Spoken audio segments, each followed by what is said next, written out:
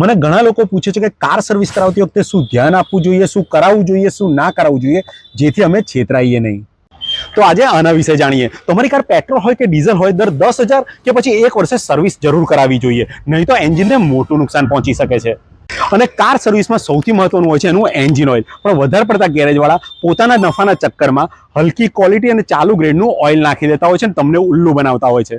ને ખરાબ ગ્રેડનું ઓઇલ એન્જિનને નુકસાન ને ઘસારો પહોંચાડે છે. એટલે હંમેશા ફૂલ્લી સિન્થેટિક ઓઇલ જ નંખાવું, જેવું કે 0W30 કે 5W30. તો આજે હું તમને બંને એન્જિન ઓઇલનો ડિફરન્સ ચેક કરવાની એક રીત બતાવી દઉં, જેથી તમને કોઈ ઉલ્લુ ના બનાવી શકે.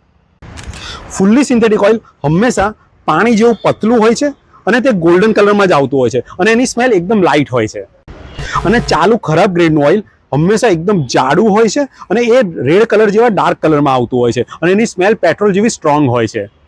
તો આ રીતે બંને ઓઇલ વચ્ચેનો ડિફરન્સ ચેક કરી તમે તમારી કારમાં ફૂલ્લી સિન્થેટિક ઓઇલ નંખાઈ શકશો.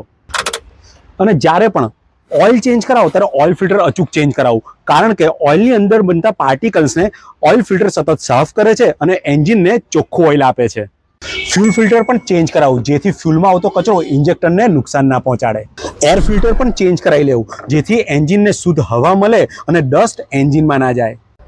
અને આપણને એસીની શુદ્ધ હવા મળતી રહે એના માટે એસીનું ફિલ્ટર પણ ચેન્જ કરાવી લેવું. એ સિવાય coolant, break oil, power steering oil પણ ચેક કરી લેવું. જો ઓછું હોય તો એને ટોપઅપ કરાવી દેવું. જો દર 10,000 કિલોમીટર સુધી તમે આટલું કરાવતા રહેશો તો તમારી કારનું એન્જિન લાખો કિલોમીટર સુધી નવા જેવું રહેશે. Good day.